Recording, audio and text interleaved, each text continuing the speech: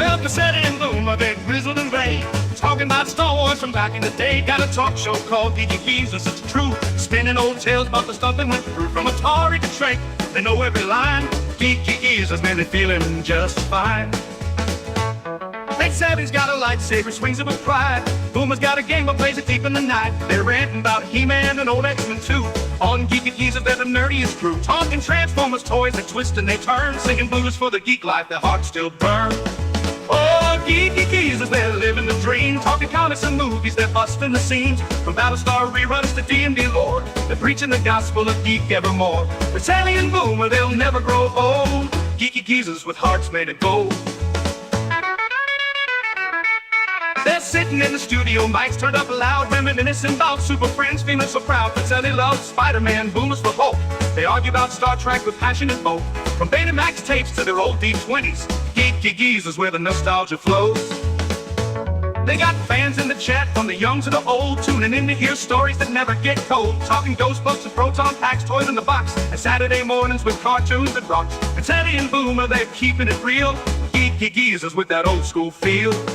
Oh, Geeky Geezers, they're living the dream, talking comics and movies, they're busting the scenes. From Battlestar reruns to D&D lore, they're preaching the gospel of geek evermore. Pacelli and Boomer, they'll never grow old. Geeky Geezers with hearts made of gold. They're singing the blues for the games that they play, for the VHS tapes and the arcades that pray. But the spirits are young, though their hair's turning white.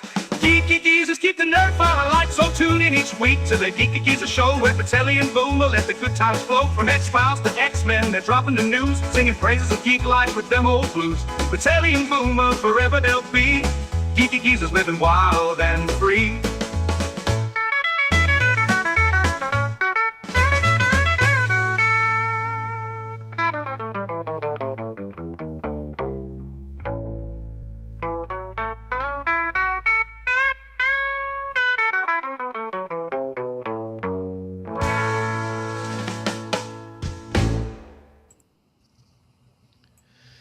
Good evening, everyone. Welcome to live Oscar coverage. We'll be going into detail with everything.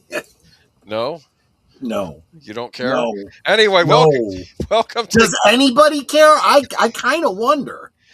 Deleted scenes, I'm sure, will give us the lowdown when things start getting announced. I'm assuming it's going on now. I could be wrong. Is it tonight? I thought it was tonight. Welcome, everyone, to Geeky Geezers. In case you can tear yourself from the Oscars, you can listen to us talk about the latest in geek news. So, I'm your host, Agent Boomer. This is my co-host, Pacelli. Co-host just here to chat because I did absolutely nothing on this stream this time. I didn't do the notes this week. I didn't set up the stream. It was all Agent Boomer. I can't even consider myself to be a producer on tonight's episode. That's you absolutely are. Stop. You have a lot on your plate this week because you're making a special trip, and I will be seeing you in a few days. Yes, you will. And you have a shorter drive than I do, though. Yeah, but it's still not fun. Huh? Well, the problem is that it's lately because everyone keeps moving here. That's why it's been worse. But anyway, also welcome Netter of Netters Network, also known as the Geezette. Good evening. Yeah, I'm here just to be cute. Talk about somebody who's going to have rough travels. Tomorrow, she's got at least, Boomer, you don't have to travel in the snow. Yeah, this is crazy. It's like our AI always gives us weather updates. And supposedly from 11 p.m. tonight Central Time until it used to be 1 p.m. Central tomorrow. Now it's 10 p.m. Central tomorrow. There's going to be snow. It has actually already started snowing. It's 32 degrees right now. Oh, yay. And a whopping 9 degrees. Well, it's going to get down to a whopping 9 degrees. Yeah, exactly. It's currently exactly freezing. But she's got to leave buku early in the morning to get to a meeting. Downtown Chicago. Downtown. Yeah. I have to leave by 6:30. And my original route was it would take me an hour and a half to get there with any traffic. It's like if the snow holds me up, I don't care. Yeah. So, and this is all just before we have to then do the Tuesday thing. So you're off on Tuesday, though, right? No, I'm off on Monday, but I could take Tuesday off if I really wanted to. Because I thought we were leaving right after liquid lunch on Tuesday. Oh, you mean this Tuesday? Yeah, That's yeah, my next yeah. Tuesday. Yeah. Exactly. Okay. Yeah, I'm off Tuesday of this week until next Monday.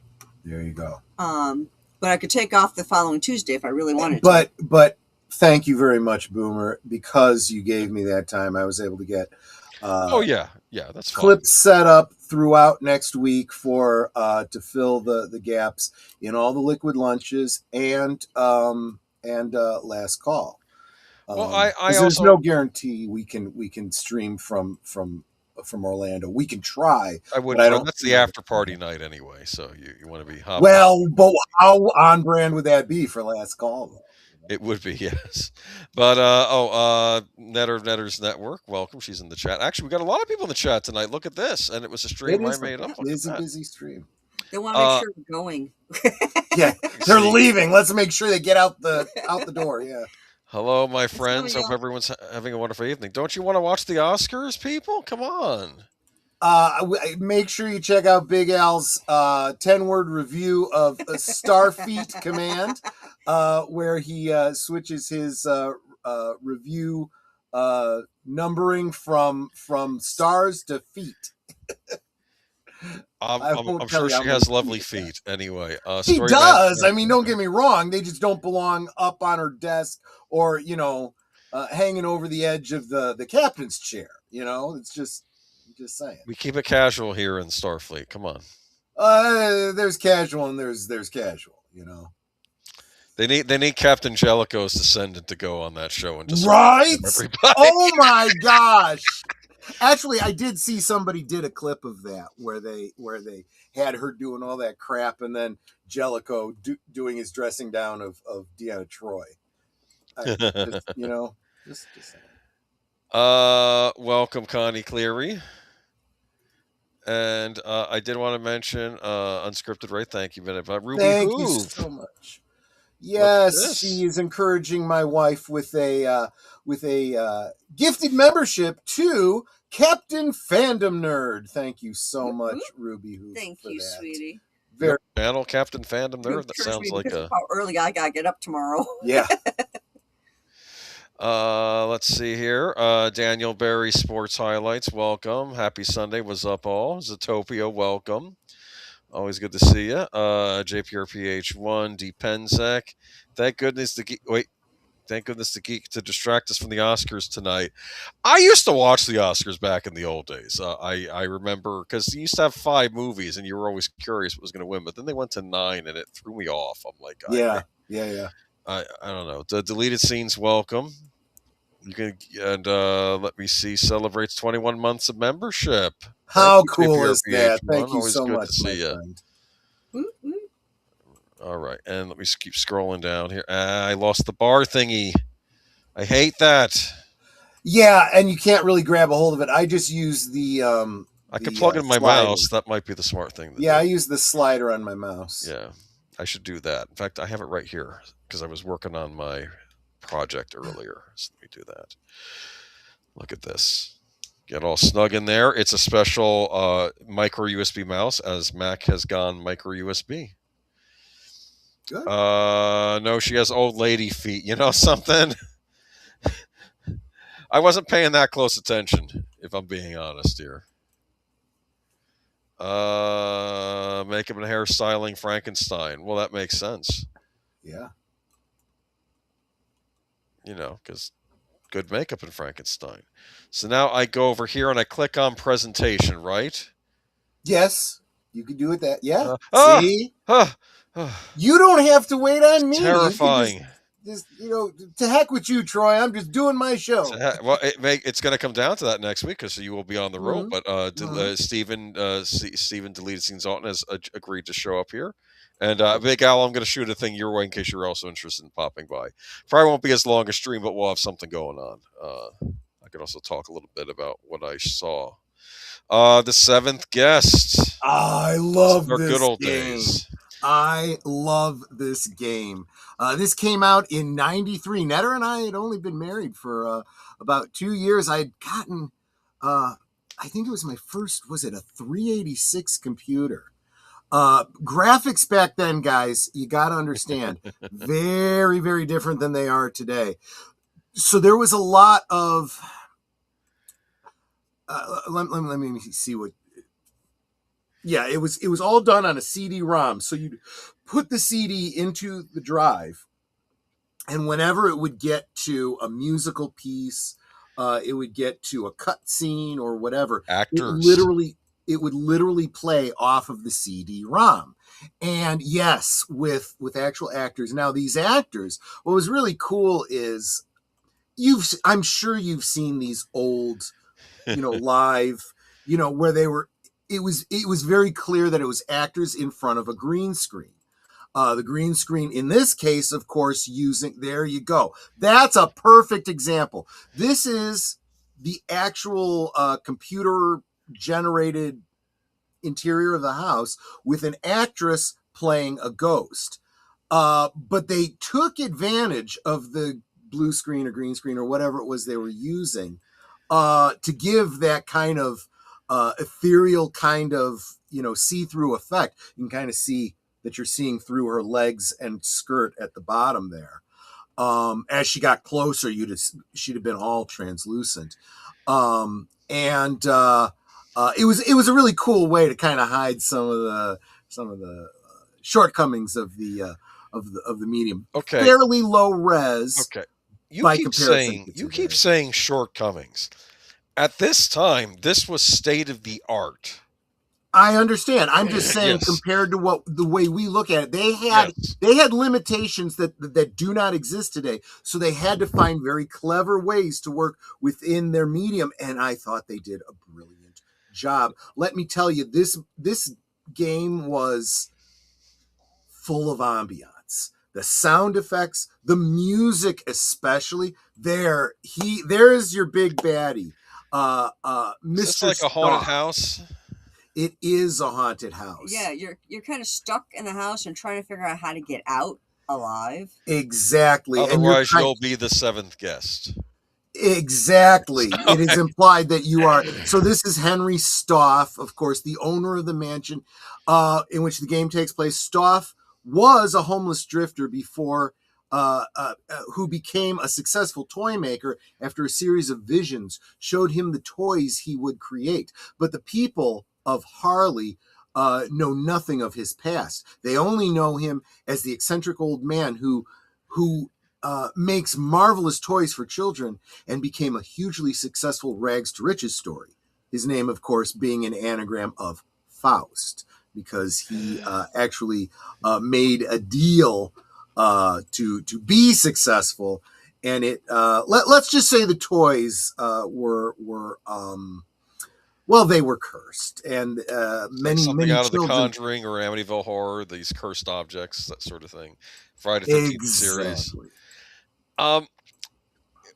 This game, I remember when this was coming out, all the gaming magazines at the time, they were screaming about this. This was it. This was the new technology. This was CD-ROM. Do you understand? Yep. It's like yes. Game, and granted, we had CD technology in games before this, but this was the first one where it was really being used for PCs. Nintendo was hyping up this game in Nintendo Power because Nintendo said, we're going to bring out a CD add-on drive for the Super Nintendo, and Nintendo, we have exclusive rights to the home console version. Yeah. Guess what? Nintendo never brought out the CD drive add-on.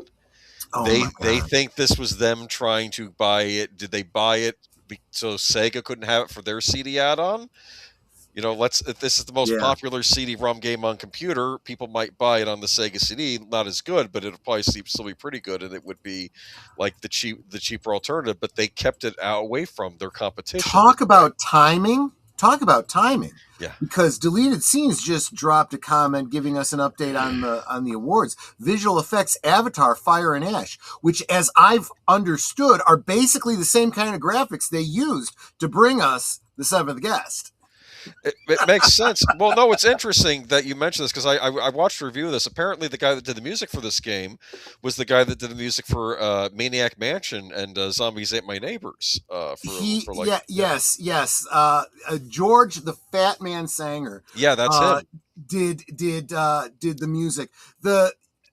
I'm trying to remember A lot of Lucasfilm games. He did music for those. He did, and I'm trying to remember if yes, you could. The second disc was a playable CD of the music, and it had the Skeletons in My Closet song from the ending of it. But and it's just really, really creepy incidental music. It's just great stuff. This game actually does, from what I was reading, does give you the illusion of walking through a 3D environment, because what would happen was you would click on a part of the screen, you'd go to the next room, and it would and then you'd get to a animated cutscene of you going into the next still room, but it almost felt like you're actually walking in there. Do you understand? It really did. Yeah. It might look a little cheesy today, but back in the day, it was hitting all those marks that now, they're actually struggling with the way they're doing it now, because the high renders eat up so much memory of trying to render every little step you take. Whereas here, it wasn't quite like that. Yeah, this is... every time you would solve a riddle or you would move into a room you'd never been in or whatever, you'd see these... it would be basically a cut scene that is the ghosts reenacting events that happened in the house. And what you're basically doing is you're putting together a puzzle of the lore of what happened in this house. So what are these ghosts from, like the 1920s or something, or 30s? 1935, I believe. Yeah, that's about right, because you have a guy who looks like a swami with like the thing around his head, and of course, you have an aging flapper in one scene. It's all very like. Actually, I can even tell. I can kind of outline the plot for you. The game begins as a flashback in 1935 in the town of Harley on the Hudson. A drifter named Henry Stoff kills a woman to steal her purse, beginning a series of deplorable acts. He has a vision of a beautiful doll, and the next day begins carving it. He trades the doll for food, drink, and a place to stay at the local tavern. Stoff has other visions of dolls, toys, and crafts, and sells these as well. Stoff becomes a successful toy maker. He uses his fortune to build a mansion at the edge of town, following another vision. At the same time, several children possessing Stoff toys contract a mysterious illness and die. Stoff disappears into his mansion and is never seen again. In the game's present, the narrator, the player character, named Ego, because you are the ego, awakens in Stoff's mansion. The mansion is deserted, but as Ego explores it, he has ghostly visions of events in the past. These visions all take place on a night sometime after the death of the children, where 6 guests were invited to Stoff's mansion. Martine Burden, a former singer, Edward and Eleanor Knox, a dissatisfied middle-aged couple, Julia Hine, a bank worker who reminisces on her youth, Brian Dutton, a fellow shop owner, and Hamilton Temple, a stage magician. The 6 arrive, but find no sign of Stoff or anyone else. They discover a number of puzzles that give them instructions. They learn that Stoff wanted them to bring a 7th uninvited guest, a boy named Tad, who enters the house on a dare. And I'm not going to go any farther with it, because... Is that the kid in the baseball outfit? Yes. It looks like a baseball outfit. Yeah, okay. Yes. Was it creepy, though? Was it like a... It was very creepy throughout the whole thing. In fact, you're expecting all kinds of jump scares, and I don't remember there actually being any jump scares. If there were any, they tended to go toward the humorous. You know what I mean? Like if you opened up I don't know, let's just say a puzzle causes a what do they call those, Jack in the Box to pop open, and it's got a skull or something comes at you. Nothing big happens of it, and it's like but yeah, it's actually Well, this is before Phantasmagoria. Was it before Phantasmagoria? Yes. It may have been. It's actually considered. Go ahead. I was going to say, I do believe this was definitely before. What was that one? The puzzle game with the really great graphics. It was Misc. Where you're on an island. Misc. Yes. Misc. I believe this predated Misc. Misc kind of took this to us. In fact, I remember when we went to the game store, and Netta and I were like, we're looking for something like the Seventh Guest, and they're like, well, this new one, this Misc is getting a lot of great ratings and stuff, and so on and so forth. I'll be honest with you, the puzzles in Misc were hard to the point of ridiculous. Even when you knew what the solution was by reading a cheat, you're like, well, how the F would anyone ever guess It's like Mensa level or something? Or not even. Yeah, not it'd be even. like, okay, to solve this puzzle, you have to, lift up the latch that's in this doorway that's hidden in this corner.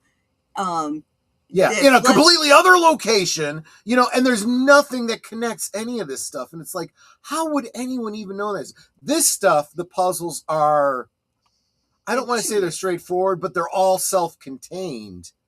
And, if you have trouble, I actually do have see, back in the day, you couldn't just go online and look up solutions and stuff like that. You'd have to buy a book that had all. You'd go to your local electronics store and said, "Where are the hint guides?" Exactly, and I have it just because I also love. I really I'll be honest. I just wanted everything connected to this.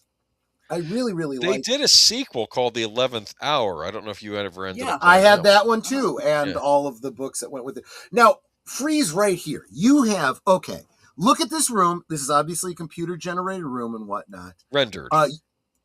Exactly. You could walk to the back of this room and you'll see that there's a telescope looking out the window, and you could actually look through that telescope, and you would actually have to solve a certain puzzle to go through that door. But in the foreground here, you'll notice something very, very interesting. There's a table with a book on it, and there's a skull with a brain. That's not just sitting there on the table. That's actually the cursor in this screen. Yeah, and the brain would kind of pulse when it was over a puzzle that you could solve. Yeah, it was kind of cool. I mean, it looks neat. It reminds me almost of like that I Spy Spooky Night book, but made into a game. There are elements of a room like this that were like that, because you would have to really look and see, does that book look like it's something you could take, and then you go over and you move.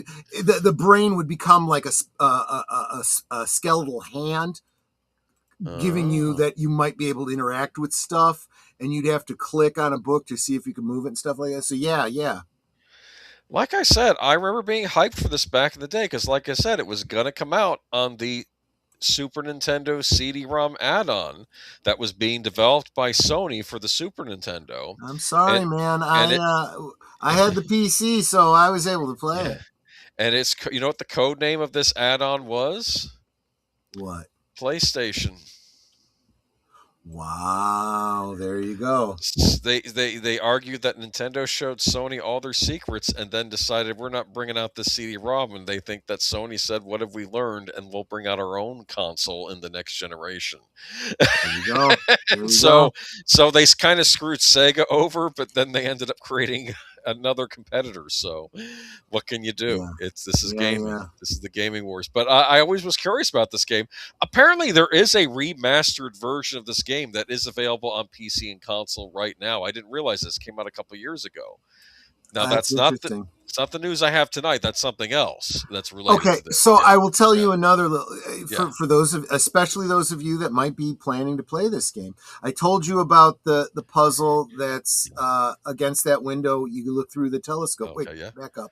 Yeah. Right there in the very middle back there, you see that there's a a statuette on the wall. Yeah. If there's a puzzle involving that you can turn that and then push that oval piece, and that becomes a secret passage into that wall. Very neat. Does it lead to another room? It does. It does. And in fact, you're able to, you have like many of these kinds of games today, you can leave this view to look at a map, an overhead map of the floor plan of the mansion that fills in as you go. So places you've been before, it's assumed you can get back there and reference and stuff like that. But then if you discover a secret passage, that secret passage is then drawn in and stuff. Oh, very neat. Yeah.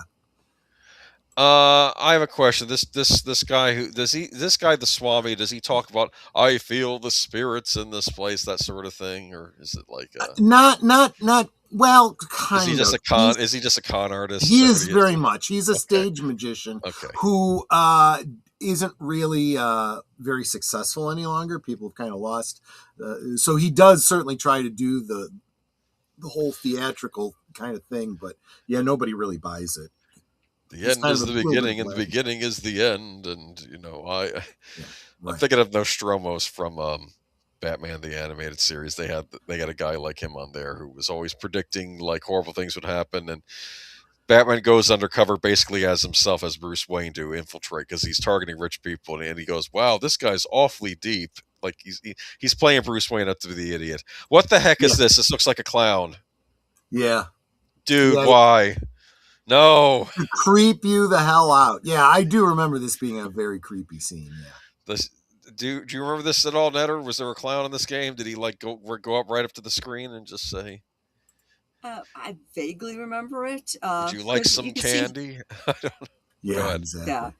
All the scenes were very interactive. That's one thing I really liked about it. And you would find yourself like, okay, they were talking about this thing. Where in the house is that? And when you find yourself going back through rooms to see if you could find the thing that the other person was talking about, one of these ghosty images. I did want to mention too that, like I said, the house was very much, it felt like a character unto itself. And you've heard me say this about, the Charmed house and so many other houses that I will say I never actually did try to recreate this house in The Sims. I just didn't bother, but I did read a lot about this house, and it is actually based on a real house in Jacksonville, Oregon. Oh, I didn't know that. That's very interesting. Here's another one of those puzzles. Oh my gosh, I kind of loved and hated this puzzle. This is one of those ones where you have to cut it in a very specific way so that you had, I can't remember if it was like you had to have 3 of a kind on it, or you had to have a skull, a gravestone, and a blank spot. And there was a way to do it, and you had to figure it out. But it was a pain in the butt. The other thing is, just like I said, I can't remember what it was you had to do. You don't know going into it what you need to do. You try different things, and it would, it would go through the reset that basically says you failed. So just when you thought, oh, I got it. No, I guess I don't. Would there be a creepy voice saying you failed, try again, that sort of thing or something? No. Sometimes it was creepy in its silence. You had music that was playing that was creepy. I see. But it seemed like it kind of wanted to let you. Most of the time what would happen is stuff would needle you at the end of a scene, so not like during the puzzle itself. I got so you. It wasn't like super. Yeah, some of the most annoying things they didn't do, which is kind of nice. Damn, now that I'm looking at that, I want to make that cake. Oh, it's a cake. Yeah, that's a cake. You had to slice up into pieces. Yeah. Oh my goodness, it's a cellular peptide, which is cake. kind of okay. Yeah, which is kind of funny. Which is why I guess you have the bone saws all around it. You see those? Oh yes. Okay. Are those sugar skulls? Is that what those are supposed to be? I don't know. I'm looking at this going, yeah, I could totally make this with sugar skulls and Might be something for Halloween time, right? I totally could do that. Yeah. And of This, course, of this was a course, weird is puzzle. And look at this puzzle. I think this is a puzzle game with the portrait, but look at that. Are those demonic horns coming out of his head there that I'm seeing here? Yes, and I can't remember if you were trying to turn him into a devil or turn him into stuff. You could see like the hair in the upper left hand and the face in the lower left hand is normal. And this was kind of like those tic-tac-toe-ish type puzzles. Right. And I don't really remember the details on this. Yeah, it's a real fuzzy memory. It makes me kind of want to play this again, but yeah, you had to kind of slide the squares around to complete the puzzle. Right. And I'm pretty sure. You know what? I think it is. I think the bottom half is cut off, and that's where all the pieces are. And you'd have to rearrange because you only had the one open spot. You know those kinds of puzzles. You have to Yes. slide this and slide this and slide this to get the one in. I see. So yeah, it's like those types of yeah, and you have to like rearrange everything just right. I was actually pretty good at those, but it was a little bit time consuming. Getting a That's the other Garden thing. Nicely, there wasn't a whole lot of what do you call it? I don't think there were really any timed events. Maybe the last one was, Okay. but most of them weren't. That's good. Timers are always a pain in the butt. Yes, they are. But yeah. Sorry, you have to go, Sashi. We'll see you next time. Take care, Sashi. All right. And is that it for that? Okay. Well, anything left to say about the seventh guest? I guess we covered it pretty well. We're gonna follow up with it though in a little bit, though. Yeah. It was a very fun game. I might actually still have our copy. I bet we do, and the 11th guest. Well, remember, I've been selling some of the and I did games. tell I don't you, think if I you sold sell that them, one. you have to sell it with the book. They go together. Oh, yeah. In my opinion. The music CD too. Yes, exactly. Oh gosh, this was such a great game. I really loved this game. I always was wishing they'd make it into a movie. It so could be made into a movie. It would have to. You'd have to, in your mind, as you're piecing the movie together, you'd have to think about it like the movie Clue, but Yes. maybe not quite so humorous. You'd get like your cast of various actors. Yeah. Lynn Green says 23 minutes behind. YouTube afforded me the option to watch a good movie, Seven Samurai. Never heard of it.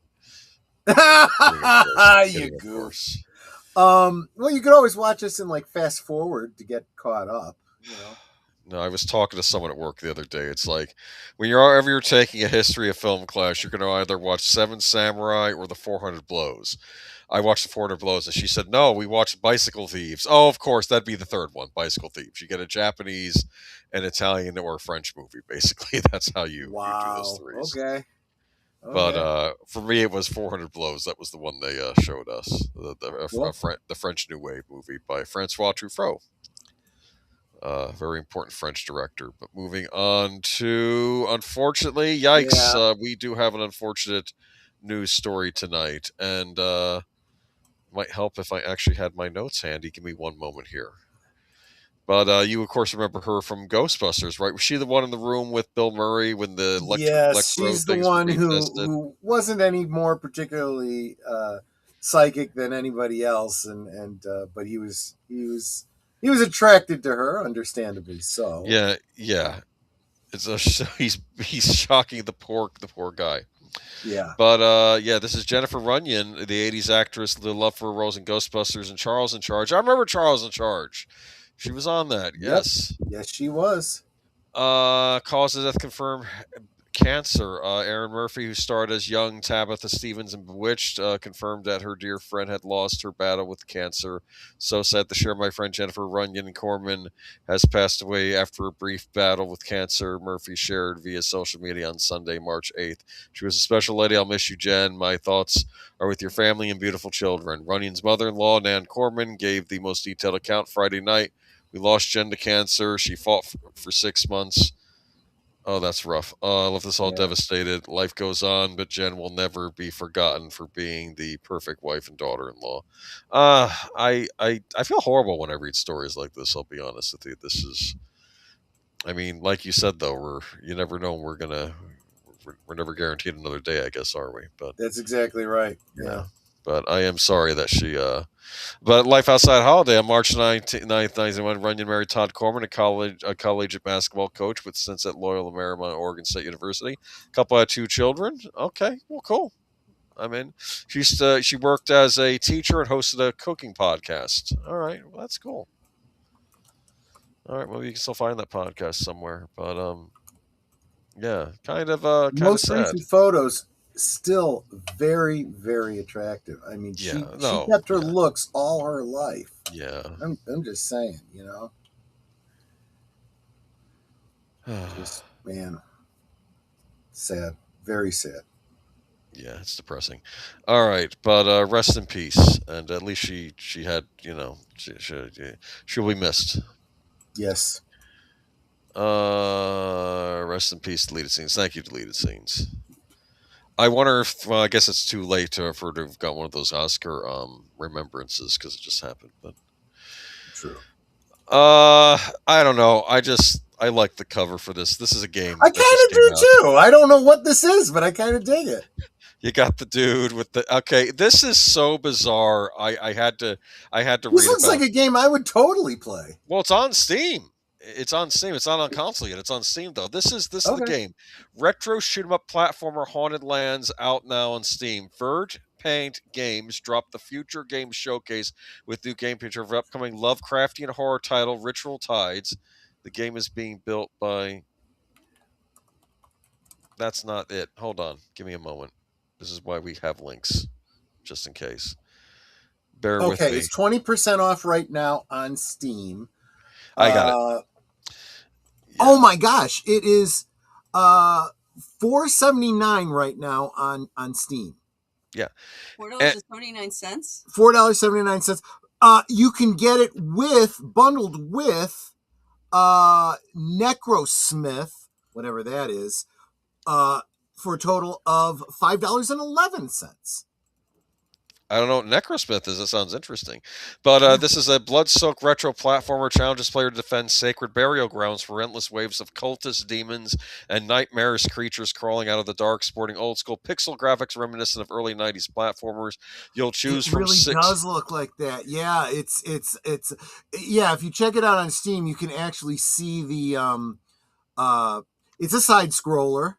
I think it's meant to look like a computer side scroller, like a DOS side scroller, which is odd because there weren't too many of those. But I don't think they were trying to go for like a Nintendo or Sega side scroller. I think they're trying to make it look like something that would have been out on PCs back in the day. That's the impression I got. I mean, it honestly looks a lot like those. What are those vampire ones like with the wall chicken? Castlevania. Yeah, it kind of looks like that. Yeah. Yes. The burial grounds are vast and themed with old crypts and tombs to explore that are crawling with evil spirits, elite versions of enemies, and several challenging bosses. Acquire artifacts to enhance the offensive and defensive prowess of your character, and discover the most powerful artifacts to entirely change your character's skill sets. So, yeah, I don't know. I think it looks cool. That's what I want to say.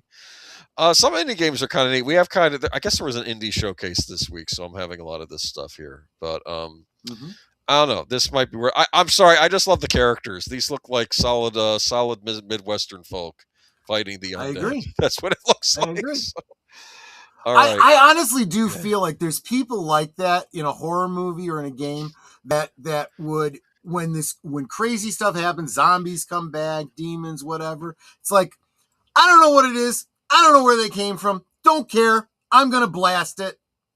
You know? I hate to say this, in zombie apocalypse, it's always the hillbillies that make out the best. They know how to use the guns. And they don't get all wrapped up with, do you think it was the government? Do you think it was a virus? Do you think it was I don't care. Part of it is, that looks like good eating. Well, it depends. It might. It depends on what you're shooting at, I guess. Maybe the Squid Man? Calamari? Honestly, it's funny because you're playing Fallout 4, you're fighting like a giant lobster, and it's like you have the opportunity to take the meat and roast it, and it's like, it's a giant lobster. I could effing eat this thing. Yes, Why yes, not? I will. You know. But sound, F11 sound. Well, why wouldn't it win sound? It had the best sound of any movie I heard for a while. Yeah. Especially when you're when you hear the surround sound of the cars racing. Anyway, another game coming out. I add in my description. Night Dive Studio tempts you to sin. It's a game. Sin Sin Reloaded. Reloaded. I like that. Yeah. I don't know if you heard of this game back in the No. day. This is another one of these boomer shooters I talk about, but it is a okay, 1998 cult classic, first-person shooter will launch 2026 for PC and console. Faithful new edition of Sin boasts enhanced remastered visuals, modernized control scheme, and includes Wages of Sin extra mission pack. It's time to pay for your sins, and then it has an expletive after that. This is set in the near future dystopian world. Sin Reloaded puts you in control of a security consultant, Colonel John R. Blade, as you take on the seductively evil Dr. Alexis Sinclair. When Alexis, CEO of Syntech Industries, begins injecting the streets with DNA-altering drug, it's time to release the laws of morality by facing off against Alexis' unholy army of genetically engineered mutants. This, you know what this reminds me of? Remember Tech Wars? Yeah. It kind of has that feel to it, that near future cyberpunk whole thing. The gameplay of it looks a lot like later gen, like Doom. Quake. It uses the Quake 2 engine. They use the Quake 2 engine to make it. And the graphics aren't like really, really good. They're kind of they're better actually than that James Bond game that everyone really likes. GoldenEye. Well, yeah. I I mean, GoldenEye, this came out after GoldenEye. In fact, this is when 98. That's well, no, that's around the time these were pretty big actually, so that's about right. But it looks like it runs really, really smooth because obviously it doesn't have the. Oh, thank you so much, Ruby Hoove. Ruby Hoove dropped a gifted membership on me to Maddie's Daddy. Welcome, welcome back to membership, I should say, Maddie's Daddy. Welcome back. Hope you enjoy your time around, and thank you so much, Ruby Hoove. That was very, very sweet of you. I super, super appreciate that. I think you and I keep clicking on it at the same time. Yeah, probably. The other person's it happens. But yeah, this it's not yet available. You can put it on your wish list on Steam or your game console of choice. It's coming out on everything. So yeah. I'm not seeing a price on it either. Yeah, it's Atari, which means they're going to be charging probably more than they would normally. I mean, it might be 30. Wait for it to go on sale if you don't want to pay that. That's but it the looks problem. Like it's that Night Dive Studios that you've been talking about, and I've liked some of the stuff I've seen from them. They're great. They were bought up by Atari, so now they work for them. But now they're still making the remasters. They did the Thing remastered. They did the Star Wars Dark Forces remaster last year. They're bringing back all the old school games. They did the Blade Runner game remaster.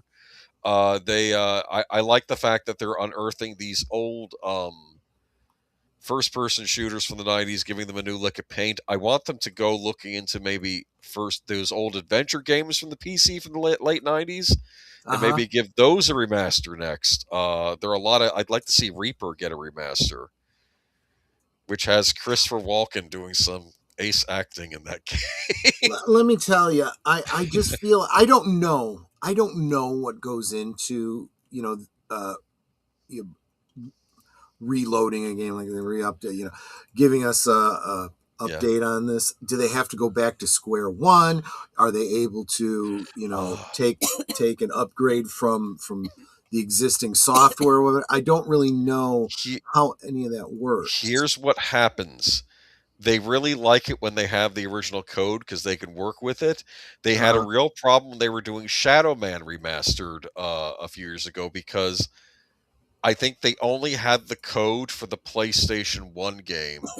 And I think they had some pieces from other versions of the game. They had to almost redo a lot of from scratch because, of course, you can get the old games, but that's not the same as having the code that was used to build them. And the trouble is, I see. Games exchange hands. They lose the license because Shadow Man is, of course, a license from a comic book, and they this stuff gets lost over time. But they were able to redo that game and do it justice because I think they wanted to base it on the Dreamcast version because that was the best version, but they only had the Yeah. code for the PlayStation version, so it was them reworking it. And no, I like the fact they're unearthing these old games from the '90s and giving them a new look at paint. And in a lot of the cases, they're giving them new graphics too. Like these are new and Yeah. improved. These they in fact with Dark Forces is kind of neat because you can play with their graphics, or you can flip to the old graphics from the original PC game, and it looks a little jankier, you know. I feel like that sometimes if you do have the old code, then upgrading the graphics might not be that difficult. You create a new model and you just say, this is the model for this, and you just insert that into the code. Yeah, I guess you know what so. I'm saying? Yeah, that's probably what they do. Yeah, and it's just this looks like a classic. I guess I'll end up getting this on PlayStation because I'm not real big on getting things on Xbox right now. And when you buy it on PlayStation, they'll give you the PlayStation 4 version and the PlayStation 5 version. So if I ever get a PlayStation 5, I'll have a PS5 game ready for it. There you go. Yeah. But we'll see. I don't know if I'm ever going to get a PS5, but they usually, whatever, I'll say this for Night Dive, whatever you buy it on, they optimize it as best they can for whoever it's on. So you don't get like a crappy version if you buy it on your favorite console. Yeah, one of those situations where, you know what, you should have gotten it on such and such platform or whatever. 7th Guest remake announced. Interesting. Not a remaster, because you can already get the remaster. This is a remake, a full-on remake, I guess built from the ground up, but trying to keep the classic feel of it. But let me see here. This is Vertigo Games has announced 7th Guest remake, a new remake of the classic 90s puzzle adventure game. The 7th Guest remake is in development for Windows PC via Steam and Good Old Games in the Epic Games Store, Xbox Series XS, Switch, and PlayStation 5 with a release set for later in 2026. Here's the rundown of the new remake plus a trailer. The 7th Guest is a full remake of the iconic mystery adventure. Rebuilt from the ground up using modern technology, the game features reimagined puzzles, newly realized environments, and newly recorded volumetric video performances, bringing the classic haunted mansion oh and my mysteries gosh. to life. They have a oh wow. So they have a like a demo of the graphics, kind of thing on Steam, and it looks great. Now the characters are not live actors; they are, computer generated, like Yes. you would expect from a modern game. Yes. But it definitely does have the same kind of feel to it. Yeah. And like I said, you could still get the original if you want to try. Moving through the environments is now seamless because it's 3D. Right? Oh my gosh, this looks so good. I got it on my wish list. You're intrigued. You're going to put on your wish list with It is on my wish list. It is at Hellraiser. Yeah. Oh, Jessica Ardo says, Troy, I'm finally going to get a PlayStation 5 in 3 to 4 paychecks. Well, you'll be able to get this game on the PlayStation 5, Jesse. Yeah. So there you go. And just keep in mind, Jesse, if you had a PlayStation 4, your games should be fully compatible with the PlayStation 5. It is backwards compatible from what I heard. So you don't have to throw out your old library or anything. But no, this does look neat. Cinematic storytelling through volumetric video. Step aside the story. Using newly recorded volumetric video, live action performances are captured in full 3D, placing players. So they are still using actors. Yeah. Okay. So it's the computer version of Rotoscope. I see. And unique mind-bending puzzle gameplay. Iconic Haunted Mansion comes to live with high-end visuals and carefully redesigned puzzles. These will be new puzzles. Every puzzle is woven into the story and rooted in the mansion's lore and recognizable elements that pay homage to the original. Dynamic environments, the Haunted Mansion shifts and transforms through clever visual effects and optical illusions. Investigate every creepy nook and cranny, unlock new rooms, and uncover hidden secrets as the horrors within begin to close in. Can I just say one thing, though? I'm looking at my wish list, and I'm really bothered because I keep adding things to my wish list, and none of them have become available yet. I'm looking at Silver Pines, which I'm wondering will ever get a release. I'm still waiting on that Clive Barker's Hellraiser revival. So it's like, come on. Silver Pines, is that like a Twin Peaks? You have Goat Simulator. I do have Goat Simulator, though. That's true. Yes, there's always Goat Simulator. That is a hoot to play. Yes, it's insanity is what it is. When is this coming out? Oh, later in 2026. Maybe if they play their cards right around Halloween, that's when they should probably release it. But I don't know, kind of neat. So I think that it will be a treat to play. And like I said, is it still coming out on regular Switch, or do I have to buy the Switch too? Because that's not happening. I'm just gonna get it on PC. That's all there is to I can it. get the original on PlayStation 4, so I think I'm gonna get it on that. But the old school one at some point. But yeah. Hello, welcome, Brother Jay. Good to see you. Good to see you. All right. Well, Um, good. That's a little bit of good news. Defender of the Crown, the legend returns. Are you familiar with Defender of the Crown? I don't think so. This is another game from the old Amiga days and maybe early PC DOS games. This was like I want to say like 12th century England game. Like you'd have jousting matches. You do like what's that thing where they fling the rocks to the castle, stuff like that. You know, it was like it was like supposed to be historical. Do you understand? So Yeah. the king has returned to claim his throne. Defender of the Crown, the legend return is announced. For me, this was a shocker. This is the writer. I never thought this would happen, as Defender of the Crown, a classic strategy game from the late 80s, is getting a modern release called Defender of the Crown, the legend returns. The new version will include the original Amiga version, but also include a modern version with updated visuals and gameplay. After the King of England is assassinated, the various lords wage battles to conquer as much land as possible and proclaim themselves as the new king. Apparently, this game is on Okay. the yes. So the graphics for this, I don't know how to describe it. There are elements of it that are like really high resolution, but the cut scenes and the basic gameplay are very Old school. There's different elements, right? So there are some that are like modern what are those games that they're always hawking on YouTube channels? The League of Legend and all that kind of stuff. Oh yeah, kind of yeah, play. yeah. But then there's elements of it that are very like late 80s, early 90s pixel art type stuff. Well, apparently you can flip between both. That they made. Oh, that point. is Yes, that what yes, it is? yes. I see. Okay, Yes. okay. I just love. Interesting. I love the cover. Look at that. You got the two knights fighting on horseback. The fair maiden looks like she's a damsel in distress. I mean, this looks interesting, and it's a. I think it's supposed to be sort of historically accurate, right? I mean, is this? I guess. Is this Richard the Big Al Lionheart? might Maybe be able to tell us when he more dies? than. But let me tell you, this looks actually pretty good too. This one's up for, you could put this on your wish list too. Releasing in 2026 apparently. So there you go.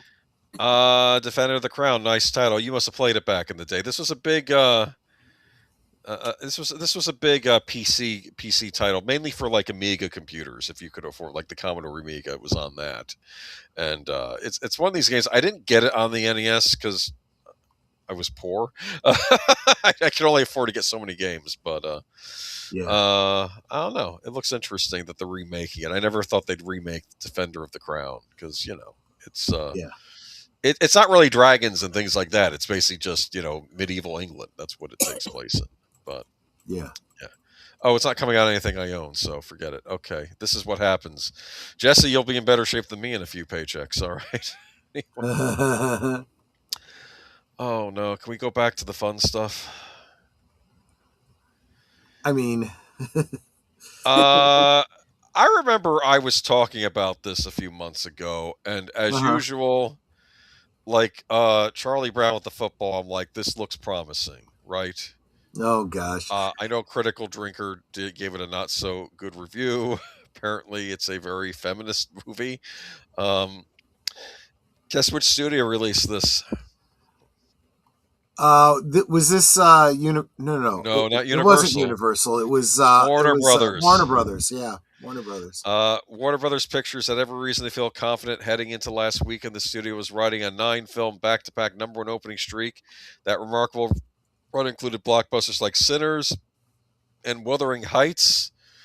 Then The Bride opened, and it opened badly. Maggie Gyllenhaal's long-awaited sophomore directorial debut, a reimagining of The Bride of Frankenstein, starring Jessie Buckley and Christian Bale, earned just $7.3 million domestically over its opening weekend, placing it third at the box office. Globally, the film brought in $13.6 million, combined against an $80 million production budget before marketing costs of roughly $65 million. The marketing costs are getting to be almost as large as the actual movie production itself. Well, that is the intended budget. They say if you're spending this much on a movie, you should spend about the same amount on marketing. Because think about it. If you're not marketing it with as much gusto as you're making it, how do you get that word out there, right? The problem is marketing is failing. They're not doing what they need to do to get good word of mouth for their productions. They're not making the most of the money that they're spending, but at the same time, they're wasting all kinds of money on the production side with reshoots and stupidity. They're saying the film could lose somewhere in the neighborhood of $90 million before its streaming run. This is while Warner Brothers is still trying to sell. And don't be mistaken. It doesn't make more money when it goes to streaming. It's done making money when it goes to streaming.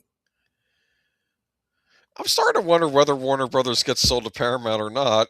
Zaslav already made off with a bunch because of the inflated stock value, right? Yep. Warner Brothers distribution chief Jeffrey Goldstein was gracious in defeat in a text message to the press. Goldstein acknowledged the miss, but defended the studio's approach. We're coming off an incredible run of 9 number one openings in a row, and an increasingly risk-averse business like ours. We believe the business is better served with studios taking bold swings on originals like of the this Lily one. Makes you feel better, pal, go for it. But we know it's a failure. And you know why it's a failure. And if you continue to work with people that are going to continue to work this way, you will continue to see failure. Did you have any interest in this movie? I absolutely did not. I was kind of excited because I thought Universal's not doing monster movies. How about Warner Brothers? You do kind of have to look beyond the marketing on things like this and go, what is Maggie Gyllenhaal doing lately? What is she saying? Oh, okay, I know what this movie's going to be. Screw that bullcrap. So what went wrong? Several things converged at once. The movie was asking audiences to pay for an R-rated gothic period horror romance that critics themselves couldn't clearly define. Was it a punk rock monster movie, a feminist empowerment thriller, a Bonnie and Clyde love story? Testing apparently flagged this identity problem early, but the film went forward.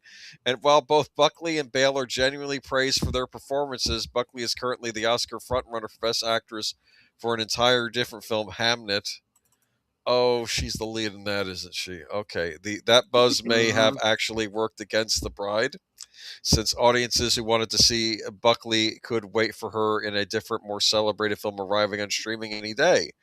There's also The Shadow of Guillermo del Toro's Frankenstein, which premiered at Venice last August and has spent months as a critical darling on Netflix, accumulating 9 Oscar nominations, including Best Picture. Having 2 major Frankensteins adjacent films this close together was always going to be a problem, even if the 2 movies look almost nothing alike. Well, and here's the other thing. This is where this is the kind of thing I'm talking about when it comes to marketing. Marketing should have been aware of all of these things. It's literally their job to be aware of these things and said, you know what? Well, this actually was a long time in the making. So either hurry up and get this out or put this on the effing shelf. One of the two. We continue with another story. 5 reasons The Bride was dead on arrival at the box office. Let's see if you agree. Yeah. What? I can give you more than 5, but let's see if they get the same 5 I would have gotten. It's alive, but not exactly showing signs of life. The Bride director Maggie Gyllenhaal's punk rock feminist reinterpretation of The Bride of Frankenstein flatlined at the box office with 7.3 million domestically and 13.6 million globally in its first weekend of release. That's a terrible result given that Warner Brothers spent 90 million to produce an R-rated monster movie, not including reported 65 million on marketing expenses. Set in the 1930s, The Bride that time. They should have Richard Zegler in this movie, complaining about the 1930s. Okay. The Bride follows a very lonely Frankenstein monster, Christian Bale, and his undead love interest, Jessie Buckley, as deranged outlaws on the run. Middling reviews, frighteningly bad audience scores, and puzzling release date didn't help the turnout for The Bride, which landed widely behind the studio's projections of 16 million to 18 million domestically and 40 million globally. This ends a remarkable winning streak for Warner Brothers after a string of 9 number one hits, including a Minecraft movie, Sinners, Weapons, and Wuthering Heights. That's another movie I don't want to see, is Wuthering Heights. There have been some good adaptations of that out there. You don't need another one. Especially, I think it doesn't follow the book at all. I was going to say, if you feel like you need another adaptation, you don't. Go back and read the book again. So I think you'd enjoy it, to be honest with you. So this is Variety Autopsies 5 Reasons Why The Bride. Inauspicious release date. The Bride was originally scheduled on October 3rd, 2025, which made sense given its proximity to Halloween. Yeah, that makes sense to me, but what do I know? There's a reason that horror movies tend to thrive during the spookiest month of the year, so then why would Warner Brothers executives relocate the film? Spoiler alert, the Halloween song Monster Mash plays over the end credits to a time as random as early March. Sure, this calendar placement has been favorable to studio's recent tentpoles, including The Batman and Dune Part 2, but The Bride might have done nominally better in theaters during the Season of the Dead. I don't like that phrase, the Season of the Dead. Yeah. Too much Frankenstein, too little time. Second reason number 2. One reason The Bride was pushed to 2026 was to distance itself from Guillermo del Toro's take on Frankenstein, starring Jacob Elordi as the stitched-together monster known as the Creature. The movie, which premiered late last August at Venice Film Festival and landed on Netflix in November, has remained in the cultural conversation as an awards player. Frankenstein was nominated for 9 Oscars, including Best Picture. Even though Gyllenhaal and Del Toro's movies are vastly different, the gothic subject matter was too similar to be released just a few months apart. Hollywood, maybe it's time to put a pin in Mary Shelley adaptations. Budget's gone wild. The Bride cost way too much for an R-rated genre-bending crime story with art house ambitions. You know what this reminds me of? Joker Filet-O-Deux. That's what I'm going to say. Yeah. When Mike DeLuca and Pam Abdy began crafting the slate at Warner Brothers Motion Picture Group co-chairs, they placed big emphasis on expensive, auteur-driven swings. It paid off in the case of Sinners, an Oscar darling that generated 370 million globally against a 90 million budget. And much of the studio's 2025 slate was populated by commercial winners such as a Minecraft movie and Final Destination 6. But so far, the other gambles lost a lot of money. Joker's Filet of Fish was rejected with 2. If they had just done a Joker movie about the laughing fish story from Batman, that would have been. I know, right? Do that as a feature. We can't do that. We can't. Let's see. 2025 sci-fi satire Mickey 17 stumbled with 117 million against 118 million budget. And one battle after another, awards frontrunner only generated 209 million against 140 million dollar budget. In a note to press Sunday morning, Warner Brothers defined the results of The Bride by writing, "In an increasingly risk-averse business like ours, we believe the business." But I know we already heard this nonsense. Okay. Next thing is a press tour that forgot to sell the movie. Yeah. See? Apparently, audiences don't want to hear how the monster was stitched together. During the promotional circuit, Gyllenhaal spent a lot of time talking about the film's tragic test screenings when she needed to be convincing the masses to buy a ticket. Meanwhile, her star Buckley was busy on the award circuit as the front runner in the Oscars Best Actress for Hamnet. Then again, there was probably a reason the cast didn't want to do a ton of publicity.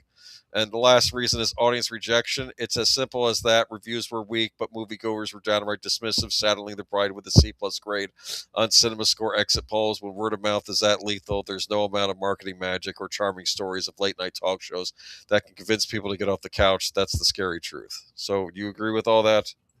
Yeah, but I think they're leaving out the one big one that, of course, they're not going to touch. And that's Maggie Gyllenhaal going out and making her political commentaries that immediately are causing not only half of your audience, in other words, the half that's not going to agree with you politically, as well as the people that would ordinarily agree with you go, I'm sick and tired of the political BS.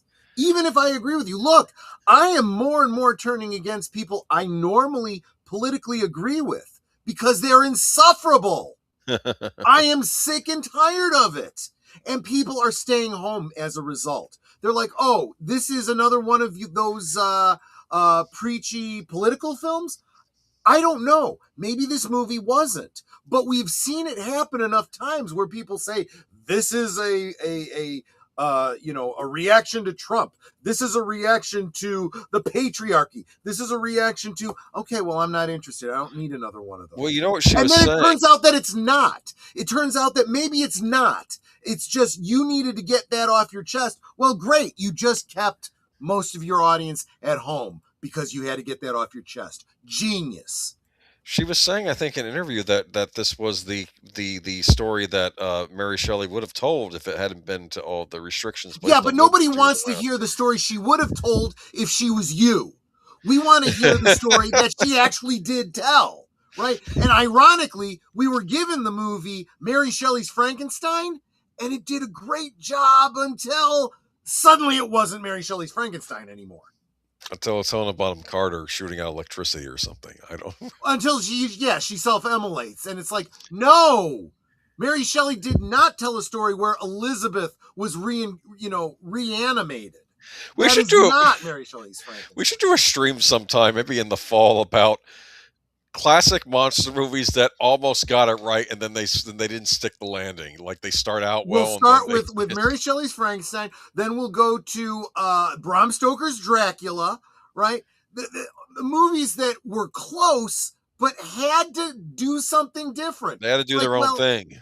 Yeah, it's like, well, then you failed. I mean, to be fair, Hammer did its own thing, and that was sometimes hit or miss, but more hit than miss. Yeah. I like the idea of setting a Bride of Frankenstein movie. I think making musical, though, I'm not sure of that. I don't know. I would have. I wasn't necessarily against this idea, but then it looked not good. That's all I can say. Yeah. Lost. Oh, TV news. Look at this. Lost Doctor Who episodes found in eclectic collection. This one came up during. What stream was I on? Was I doing where someone brought? Oh, it was last Thursday during Netters Network. We were just doing our thing, and I think it was Tim came in and said, "Hey, this just announced," and I pulled it up live, and I'm like, "Hey, that's great!" But yeah, let's go ahead and get into it now. Yeah. So I of course have heard stories about like I think Tomb of the Cybermen was found in a monastery somewhere, or maybe it was a Tibetan monastery for all I know, and like because I remember growing up when Tomb of the Cybermen was always lauded, and too bad this has been lost for all time. You could buy the screenplay of it, and I always wanted to watch it, and then suddenly it turns up, you know, and this happens with Doctor Who every so often. A cardboard box found in a collector's ramshackle collection of vintage films contained 2 episodes of Doctor Who that had not been viewed since airing in the late 1960s, what we call lost media, I guess. Right. The episodes feature the first incarnation of the Doctor, played by William Hartnell, tackling a Dalek plan to take over Earth, the solar system, and the galaxy, in a storyline only ever shown in the United Kingdom. Yep. Peter Purves, who played the doctor's assistant, Stephen Taylor, was invited to the Phoenix Cinema in Leicester on Wednesday under false pretenses to view 2 episodes, and he said, "My flabber has never been so gasted." Yeah, I love that. I love that. That's a very British thing to say. Yeah. Okay. Restored version of the episodes will be released on the BBC iPlayer this Easter. Look at this. The first Yep. episode, titled "The Nightmare Begins," was part of the 3rd season of Doctor Who and was aired in November 1965. I will say this, for all my reservations about AI, I would imagine AI could even take an old VHS recording and figure out a way to get it to look proper. Well, keep in mind that we're not even talking about things that have a VHS, rendition of it out there. This is such lost media that all we have is the audio. We also have what's called telesnaps, which were the actors that were in the show would hire a professional photographer to come and take photographic shots of each scene for the actors to use in their portfolios. Those still exist, and an outfit called Loose Cannon has taken those telesnaps and those audios and made essentially slideshows of all the missing episodes. Some of those have been superseded by the BBC deciding to do animated features where they recreate the visuals in animation, mostly for the Second Doctor. I have every one that the BBC has released, and I also have all of the telesnap loose cannons, which I'm actually going through. Tonight we will be doing Doctor Who. I do this every late night Sunday night, 11:30 Central. We're going from the very first episode, Unearthly Child, and we are still within the first season. Tonight is part 2 of The Keys of Marinus, but we just finished Marco Polo, which was all telesnaps, all lost episodes. So by the time we get to the Daleks Master Plan, which I believe these 2 are from, I will be able to share those with you in order. So yeah. There you go. The first episode, titled "The Nightmare Begins," was part of the 3rd season of Doctor Who and was aired in November 1965. Is this the Dalek serial that had the Mekons in it, or the Mechanoids? I honestly don't remember. I get a little confused sometimes. Because there was a wonderful fake trailer made up for, with Daleks versus Mekons, which was supposed to be the 3rd Doctor Who movie. But I find out later on, well, this was actually based on an old Doctor Who serial. Because they did the first 2 Dalek serials. This is if they had done a 3rd movie based on a 3rd Dalek serial. And I can tell you this: we had just finished doing the original Dalek 7-part serial, and while we were doing those over the span of like 3-4 weeks or whatever, Netter and I watched the film with Peter Cushing, and on the one hand we were amazed at how much of the story they condensed down into 2 hours. Honestly, the pacing for some of these episodes is very slow. So you could take a 7-part episode, condense it down into 2 hours, and not really lose any story. But at the same time, they also changed some major elements of the characters' interactions. First, the Doctor is not, an alien from another time and place. He is a human inventor. Professor. Yeah. And he's actually called Doctor Who. His name is Doctor Who. And his granddaughter, Susan, is the younger sister of his other granddaughter, Barbara, who in the actual series was her teacher at the Coal Hill School. And of course, Chesterton is dating Barbara, and that is his whole reason for being there, as opposed to also being a teacher at the Coal Hill School, who is a teacher of Susan's as well. Yeah. So there you go. Yeah. The second recovered episode, Devil's Planet, was broadcast 2 weeks later. Interviewing episode Days of Armageddon was found in 2004 by former BBC engineer, meaning we now have the first 3 installments of the Daleks' master plan, so only 9 episodes left to find.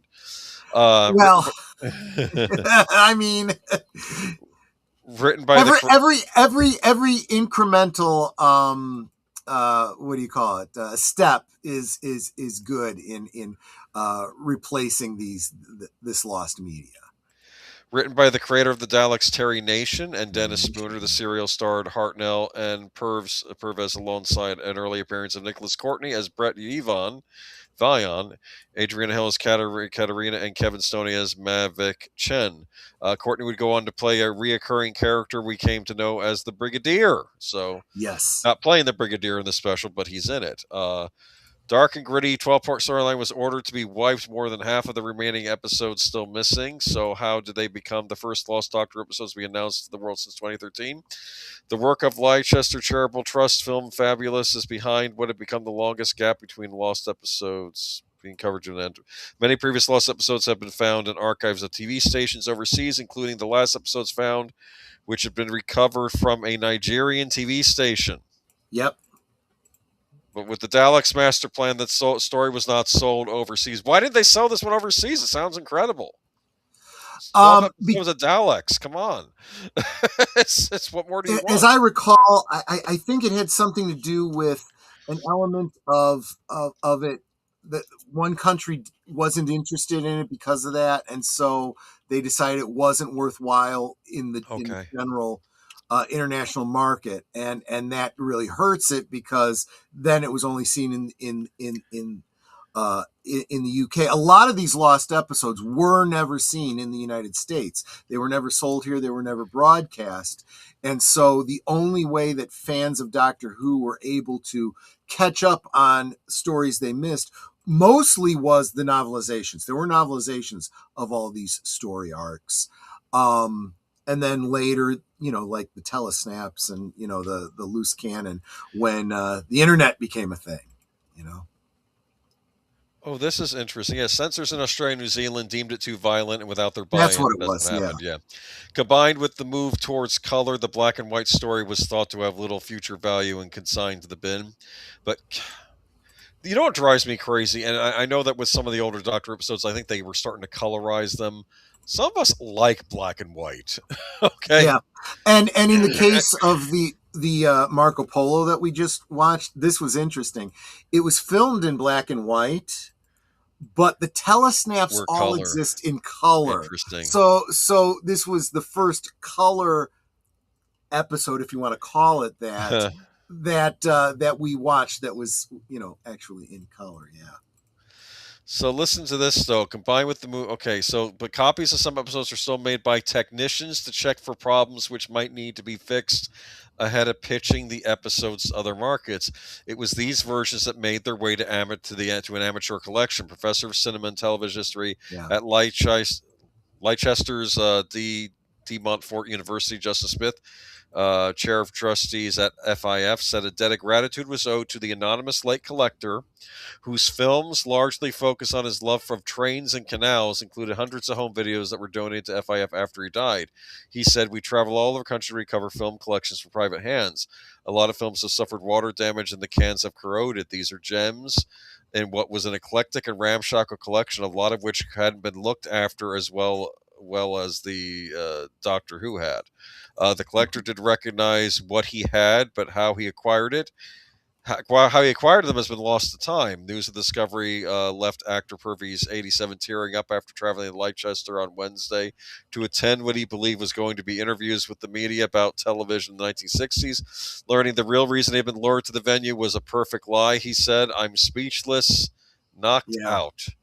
After viewing the first 2 episodes, he said, "My flabber has never been so gasted." I get it. Okay, I like that. Yeah, funny. But I've never forgiven the BBC for losing those episodes. It would be really nice to get a few royalties perhaps added. Yeah, right. I'm not sure I even saw those programs go out originally. I remember the stories, but having seen them, the pictures are unfamiliar to me. Okay. I didn't remember the first ones when I was still almost comatose following an injury I received fighting in the sorry, fighting in Troy and the Wonderful Myth Makers, which of course is missing. Oh, that must have been another Doctor Who thing. It was there. Yeah. I've seen, again, I have the telesnaps of it. Never actually seen it live action, which is very, very unfortunate. Some of these great ones, some of the best ones really were the historical ones.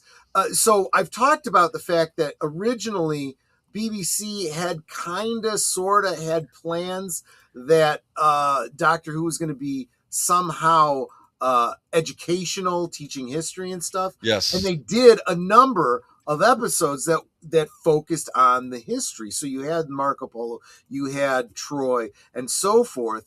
But unfortunately, those are the ones that were kind of lost to time, and the ones that did better in their time were the more fanciful sci-fi ones. So, like with the Celestial Toy Maker, things like that. Exactly, stuff like that.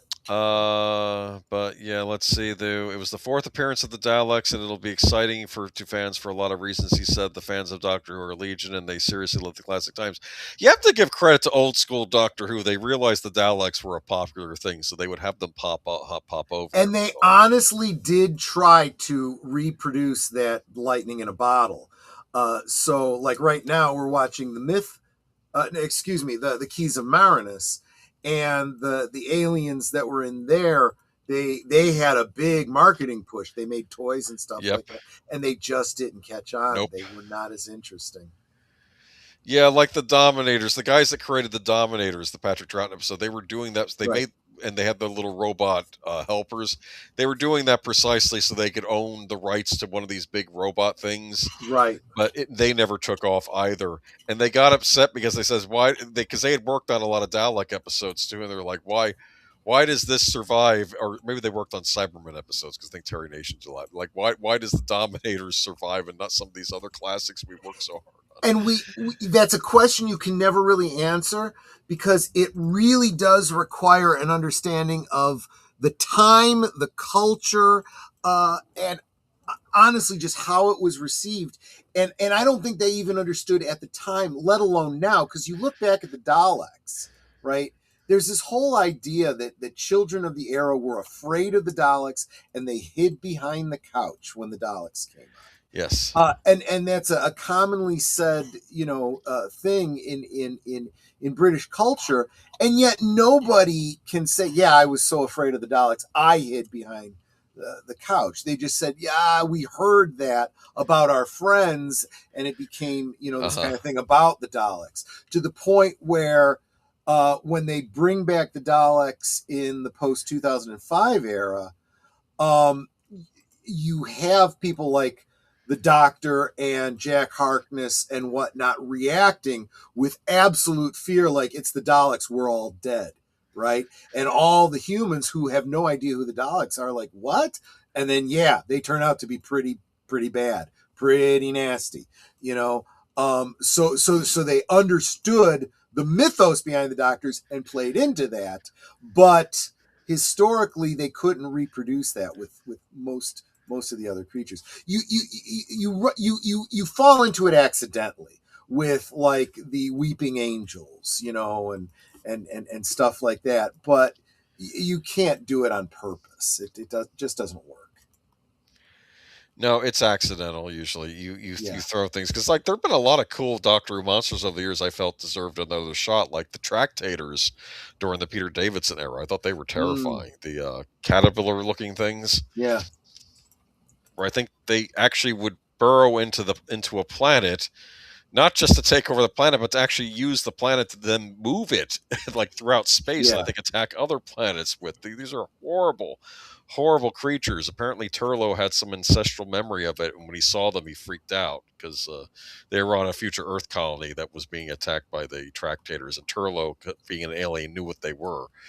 For his people's dealing with them. They actually were going to use them again, I think, during the Colin Baker era, but that was during the time where that season got lost because of the strike and everything else that was going on, and Doctor Who being put on moratorium and everything. So, and then there was a lot of fighting about Doctor Who in the backdrop, and some people that didn't want Doctor Who to continue. So, yeah. Speaking of things not continuing, yeah. Wow, I kind of didn't see this coming, actually. Buffy the Vampire Slayer reboot is not moving forward.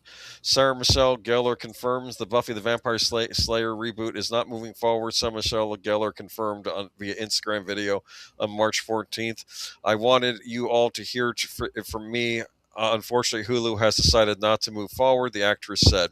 Buffy the Vampire Slayer new Sunnydale was set to focus on a new Slayer, with Gellar appearing in a reoccurring role and serving as an executive producer. The Buffy the Vampire Slayer reboot is no more. Sarah Michelle Gellar confirmed that the planned project, which would come over 2 decades after Buffy's final bow, is not moving forward. So I'm really sad to have to share this, but I wanted you to hear it from me. The actress 48 said via Instagram video shared on Saturday, March 14th. Unfortunately, Hulu has decided not to move forward with Buffy. New Sunnydale, she continued, referring to the streamer which backed the series and the title for the reboot. Thanking Chloe Zhao, who was directing the project. Geller then said, I never thought I would find myself back in Buffy's stylish yet affordable boots. And thanks to Chloe, I was reminded how much I love her and how much she means not only to me, but to all of you. And this doesn't change any of that. Question, was there a pilot made? I have no idea. I can only tell you that I have, and I loved Buffy the Vampire Slayer. The original movie, I loved the entire series. I loved all of it. I even loved Angel, which wasn't as good, but it was okay. But when I heard that this was not moving forward, I was like that meme. Oh no. Anyway, because honestly, at this point, I'm like, I don't have any faith in the people that would be involved in this. Joss Whedon wouldn't be involved in it. I no longer care for Misopinionated here. She's we were talking about this earlier with the bride. You go ahead and you say some stupid crap that piss off half of your fan base. Don't be surprised when half your fan base isn't supporting you anymore. Lynn Green did bring up a Firefly series. I just read the article today. We might talk about next week. It's going to be an animated series. It literally was just announced today, and that's exactly what the fans were predicting, was that it was going to be an animated series. That one, on the other hand, another Joss Whedon project, right, is in fact moving forward, again, without Joss Whedon, but the announcement from Nathan Fillion is that almost all of the pieces are in place to make it happen. What it requires more than anything is an expression from the fans that they want it to happen. Now, this is where I say this is where the big difference is. Firefly, the fans are united. Buffy, she divided the fan base. Yeah. So good luck. You're done. You're out. So sad. With Firefly, though, I think Lynn was mentioning it's going to ignore the movie. It could be that it takes place between where the first season ended and the movie, because the movie apparently was actually a storyline Whedon had mapped out, I think either from the end of the second or third season. So there would have been other stories before that movie in the timeline of Firefly. Then Joss Whedon should just do a book. He should just do a book and get it out. Well, he wanted to do it as a series, but they canceled it. Of course, he's not going to be involved, so who knows how it's going to be. They freaking canceled him, so I mean, We covered that in the early days of this show, yes. Oh, Discorp doesn't have the rights to the movie. Oh, that's one of these rights issues. Right. That's exactly, well, I'm not going to say that's exactly what Nathan Fillion said. He was purposely oblique about it, but he said that Disney was positive about it. But it needs a home, is what he said. Nice. And I read that as, they need to get through the rights issues. But I think they can get through the rights issues if there is enough, fan support that says, oh, yeah, there's money to be made here. Let's figure this out. Universal put out the Firefly movie. Mm-hmm. Universal owns the rights to elements of that plot, whereas I think it was Fox that owned the series. Yep. That's This isn't the first time yes, we've seen something like this. We saw the same thing with Batman 66, yes. where Fox and Warner Brothers owned different elements of it, and they eventually realized neither one of us is making anything on this. We're both holding an empty bag if we continue this way. Better to make half of something than 100% of nothing, you know? I agree. Moving on to oh, uh, okay. I Yeah. this is a follow up from last week. Now I want to give my own update on Following this. this is just kind of fun and funny, so this is why it's worth doing, you Well, know? guess who got himself one of these Whoppers this week? Did you really? Actually, Okay. yes. Food. We tried the new and improved Whopper at Burger King. Is it really better? This is from I think I like the name of this site. It's hold on, what's the name of this site? Sporked.com. I'm Yeah, sorry. That's brilliant. it Okay. is kind of funny, yeah. Anyway, I don't eat a lot of fast food burgers, kind of like the McDonald's CEO. Am I right? Yeah, that's funny. I should give credit to her this. But when I There's do, actually I don't know if someone from Burger King did this or what it was, but there's an AI going around of him doing that commercial and then pulling back, so that you can see the people filming yeah, it, and he's like throwing it down, going, "Oh, oh." yeah, it's basically just I know that thing ended up in the trash anyway. But when Right, I do, I'm a Whopper guy. I love that you can smell Burger King a block away. I love the flavor of their flame broiled patties, and I have to admit I kind of love the sheer amount of mayonnaise they put on their hamburgers. Like, sure, if you're gonna go for it, really go for it. What I'm right. saying is Whoppers pretty much rule. So what did they fix? Pros, I do think they fixed up the bun a little bit. As I said, it's not. I'm not downing these suckers every day or anything, but the bun always seemed to be an afterthought. Now that I think about it, maybe the buns were always a little bit dry and brittle. Anyway, the bun is good now. It's very soft and tasted a little bit sweet. My colleague Justine Sterling thought it tasted a little bit like a Hawaiian roll. I don't think there was ever a problem with their mayo, and there still isn't. It's great. As for the box, sure, it's a cardboard, but so it doesn't seem to be hugely wasteful and definitely keeps the burger from getting all squashed if it winds up at the bottom of a bag of other items. Cons, if you don't like Whoppers and we're hoping for some sort of major Jim Carrey style facelift, uh, you're probably disappointed. This is still a Whopper, and that's positive, and I sort of doubt that anyone who doesn't work at Burger King R&D department could tell the difference if they were tasting new burger alongside an old one. All in all, it's a good sandwich, one you'll take a normal human being sized bite out of. I'm going to tell you my own experience with the new and improved Whopper. Uh-huh. I got this new and improved Whopper. I got the combo with the onion rings. Uh-huh. The onion rings still kind of suck. I don't know why I keep doing this to myself. Anyway, Ah, but I open up the box with the Whopper in it, and one thing I'll say, it's very neat looking. It's not sloppy like they usually are, with I stuff see what you're saying. falling Yeah. all over the sides. It's in I a kind little of got that wrapper. from the way it was described in this article. The fact Yeah. that it comes like in a box, Yes. as opposed to being wrapped, so it doesn't get mashed. That in and of itself is an improvement, And right? it tasted fine. It tasted like a Whopper. Bun was a little different, but I think the bun's an improvement. And I think what they did, and maybe fast food companies and other companies in general need to look at this and say, maybe it's not about you having to compete with the other big thing. Maybe it's just doing what you do well and Right. making it better and just making it a good experience. I've Well, heard. Yeah, go ahead. this may sound like a bit of a side thing, but it is about fast food. There's a channel that I follow that is looking into, you know, the last remaining this place and the last this and so on and so forth. He did one on Arthur Treacher's a while back and whatnot. He did one just recently, and we'll probably have to talk about this in a future instance, about the late '80s, early '90s Pizza Huts kind of making a comeback.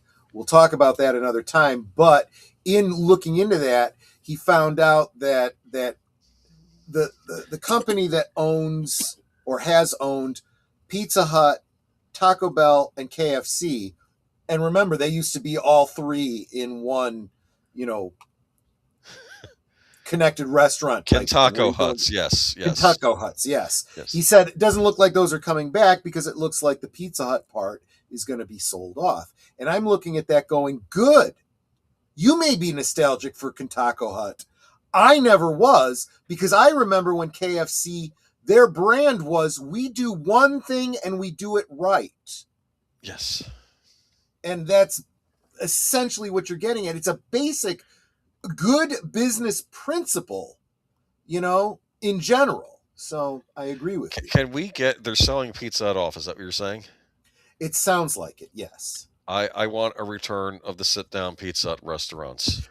We'll talk about that, and we'll maybe in a couple of weeks we'll talk about that on Geeky Geezers. I'll get you an article on that because yes, I think they are coming back. I want that back so badly. It was a highlight of the 80s, and I miss Agreed. it. And I think this is the way forward. And you can still get pizzas to go from there, but have a sit-down restaurant where people can go in and sit down. Yeah, that's what I would do. Figure out a way to do both and do it well. I agree.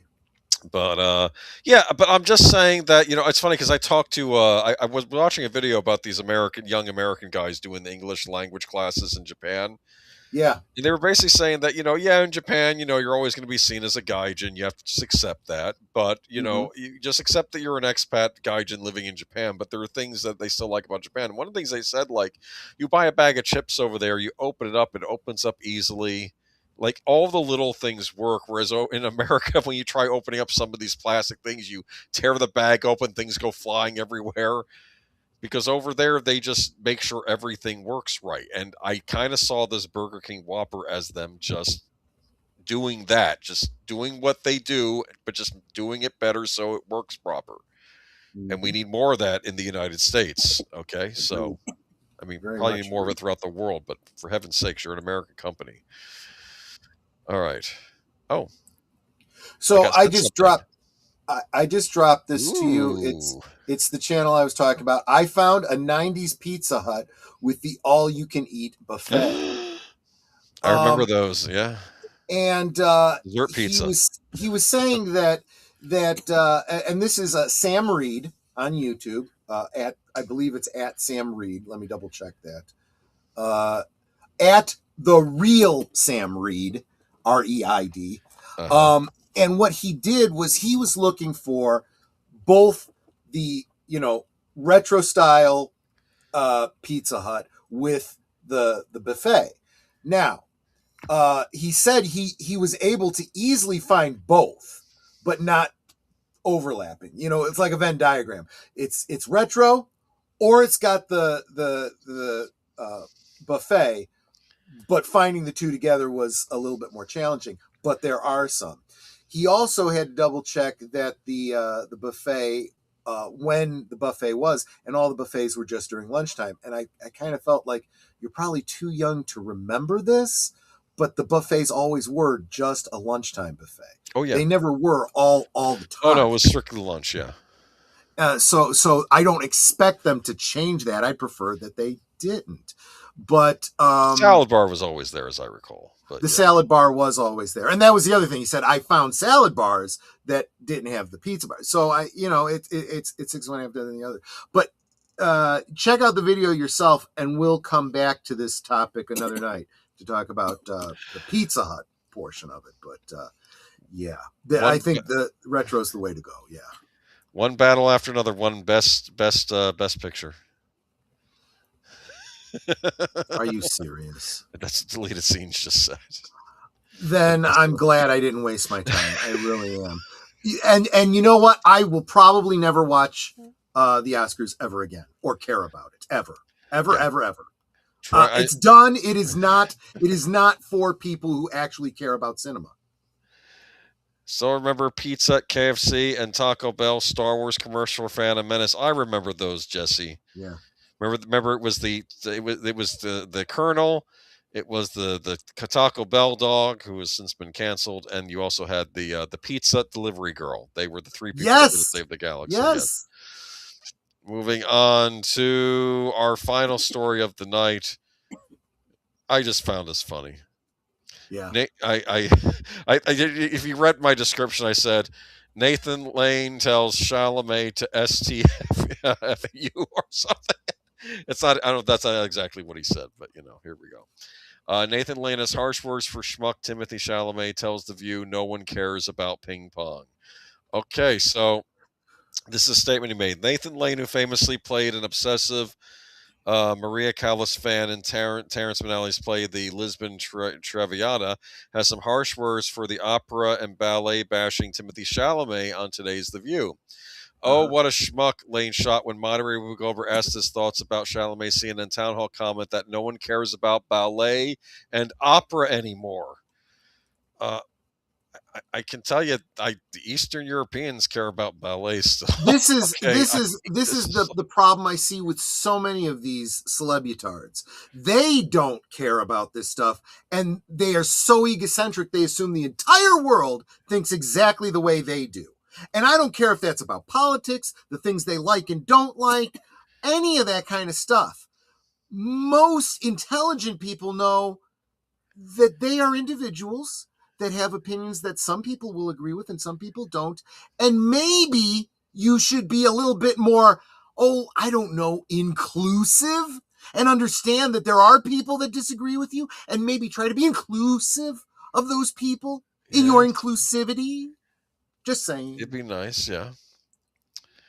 Let me see here, though. One doesn't want to give this more attention than it deserves, and yet it's kind of like kaleidoscope in its stupidity and insensitivity, yet strangely telling of where we are in this country.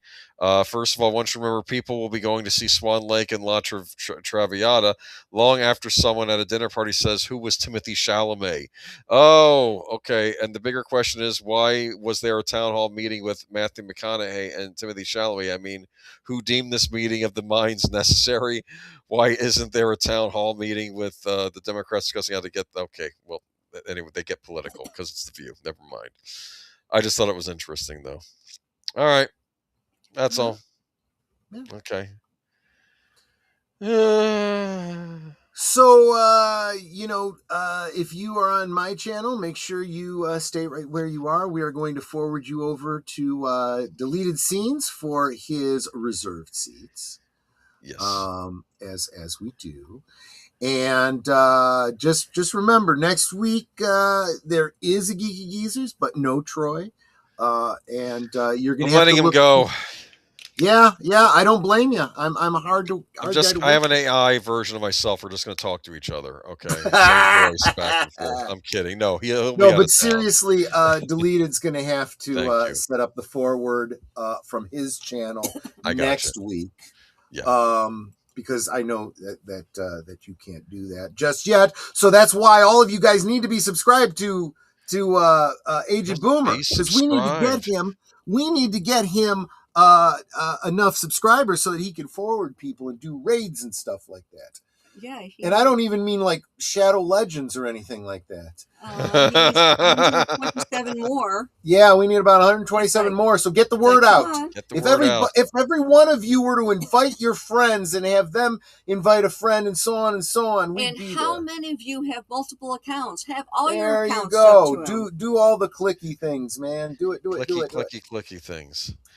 But then tonight, after reserve seats, though, you have Doctor Who, right? Yeah, like I was just saying. Yeah, the part 2 of the keep in mind they're less than half-hour episodes, so I'm doing 2 a week. So we did the first 2 episodes of the Keys of Marinus last week. We'll do the next 2 tonight. No interruption in service, although there will not be a Doctor Who next week because I will be traveling and not able to set that up for you. So there you go. And then Tuesday. I was going to say all week tomorrow? This week. Yeah. All week this week. Monday and Tuesday I will be doing a liquid lunch. However, Wednesday, Thursday, and Friday's liquid lunch will instead be a live premiere of a clip from Geeky Geezers. But I encourage you to still go check it out, especially if you might have missed these segments of Geeky Geezers. And it's still an opportunity for you guys to get together, have a lunch together, chit-chat with each other in the chat. by all means. remember Same thing on Friday. Friday night will be special pre-recorded, with a clip from Geeky Geezers. But all of that will be next week. We'll get back to the live performances when I return on the following Tuesday.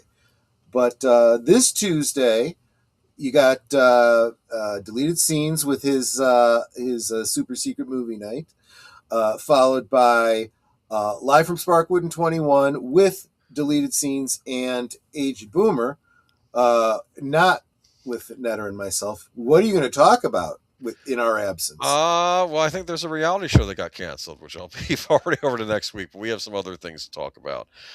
Probably.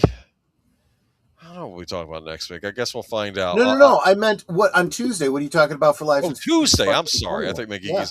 Tuesday for instead of Sparkwood and 21, we were going to be doing a one-time only an X-Files episode, because we always seem to kind of do nods to the X-Files during the Twin Peaks streams, and I'm kind of doing this to showcase, why the two things are similar, also why they're very unique from each other. So we'll do the second episode, named after a certain informant during the Nixon administration, also named after a certain type of movie that I can't say what type of movie it is on this channel.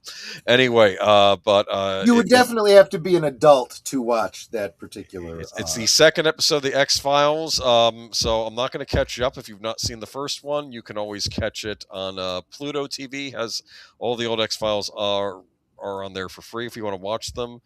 Not that you really had to, because let's face facts, in the old days, sometimes your first episode would be the second episode, because this is when you heard about the show. My friend at school said this cool show premiered Friday. I'll tune into the next one. I think it's one of the best episodes of the entire series. It's only the second episode. It's the episode that kind of hooked me. I'll say that. That's why I'm doing this one. All right. And then right after that, if you are a fan of Sherlock Holmes and you've been following my rewatches of the Granada series, I have a live premiere of a video that I recorded. One of the short stories of Sherlock Holmes from his case files that was not translated into Granada.